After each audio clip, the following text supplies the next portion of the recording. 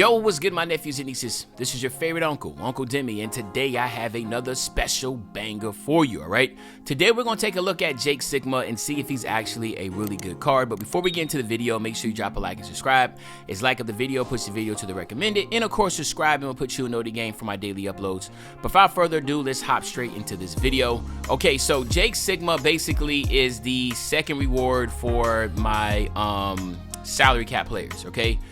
Just another 2,000 points. He's a 93 overall. He's 6'11 with a 7'2 wingspan. One thing that stands out, of course, he only has a 78 speed, which again is something that you definitely would want.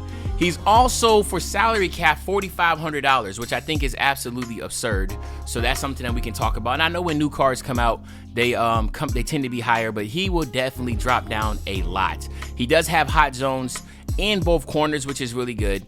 And then of course, when you come down here on the defensive side, which is pretty important in my opinion, he has a 92 interior, 84 perimeter, 84 ladder quickness, 80 steal, 90 block. He do have 90 offensive defensive rebound. He has no playmaking ability whatsoever. And then of course, on the defensive side, he does have some badges that are really good.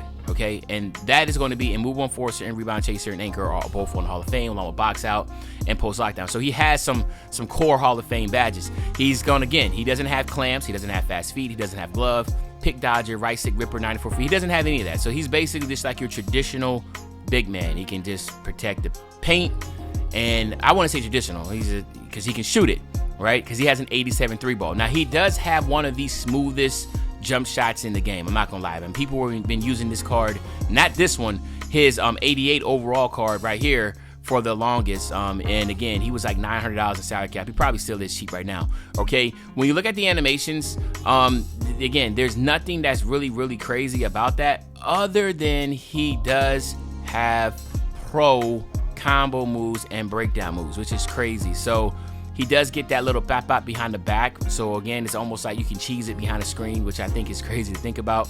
But again, jump shot really smooth. He has continuous cardboard post base. Now, let's just do some comparison. This is better yet, let's just do one comparison, all right? And then all we're gonna do is look at my man, let me put it here, David Robinson, okay? David Robinson's a 93 overall also, okay?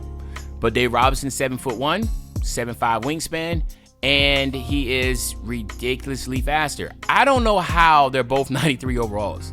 He's a 95 offense, 97 defense. And Sikma is 91 offense, 95 defense. I'm looking at the comparisons. I'm trying to figure out where he is. How do they get to that, right? Other than when you look at the shooting. Now, if this shooting right here of having two attributes higher on free throw, on 3-point shot, 10 on free throw and offensive consistency gives you a 93 overall, I'm not sure. But this is where I'm talking about, like, David Robinson is just a better card, right? He's just a better card all the way around, especially when we come over here and we look at the badges, okay? Yes, Sikma has a better jump shot, but David Robinson, people have been using so long, people are so comfortable with his jump shot, so it's not like there's any type of disadvantage here. But I wanted to show this because I think that this is very important, all right? So Sikma does have Claymore on Hall of Fame. David Robinson doesn't, but again, people hit with that. David Robinson has blow-bys, right? Jack doesn't, all right? And then again, when we come out here to the badges, this is where things get really big. He has Brick Wall Hall of Fame. And of course, when we scroll down here, Robinson has clamps on gold. He has glove, pick dodger on bronze, and right stick ripper on gold. So again, you can see how it's like, man, like it's a new card, but he's just not better than a card that's been out since season 3, right? It's one of those things like, hey man, you know, it's a little disappointing, right? It's a little disappointing, but he does have a very smooth release. David Robinson, right now, I'm gonna say the last thing and then I'm gonna get out of here, is only $1,800. A lot of people are using him in salary cap. We gotta get this guy $1,800 quick. $4,500, like no one's using this card at all. People are playing salary cap, they get it, they're not using this card for $4,500. You're gonna use David Robinson for $1,800. He's gonna have to be like $1,400, maybe $1,400. I think that's a good little spot for him, and you might see him a little bit more, but he's not gonna be in the game. So let's go ahead and look at some actual go to the shoot around, and then we'll go from there.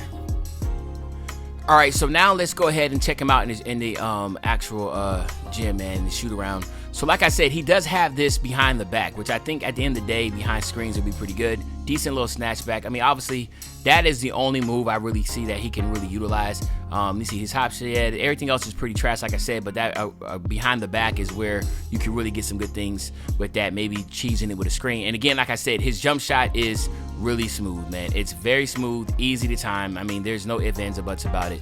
This is what really is going to set this card off. Now, again, 4,500 or 4,800, whatever, is just not going to work. But for 1,400 or whatever it is, then you're going to see him a lot because it's easy to shoot this. And then he also has a really good leaner, as you see right there. He has that good leaner, moving shot leaner, whatever. So again, going to the opposite hand is not the best, but it's still decent. I really like the card, and I guess because there is a lot of symbolic. It's pretty symbolic in the fact that a lot of people utilize this in Salary Cap in the beginning because, I mean, he was one of the few that could actually shoot and was a good card that could space it as a big. So again, I really like the card. There is no need to do gameplay on it. People are pretty much familiar with it. I just wanted to do a brief overview with them. But y'all let me know in the comment section how you actually feel about the card. Again, I'm pretty sure the price of him is going to drop down and we would see a lot of them. But man, look at the shot. I mean, it's so smooth. It's so easy to time. Yeah, there's nothing really bad to say about it other than, again, going against another David Robinson that is cheaper and easy to use, and it's just, you know, hey, it is what it is. But if you don't have David Robinson, then of course I can see you wanting to utilize him once he gets down from 4,800. But yeah, anywho, other than that, it's your favorite old head, Uncle Demi. I'll be back really, really soon, another banger, man. And you know, when I say back soon, another banger, you know exactly what I'm talking about. I'm talking about tomorrow, man. I'm out.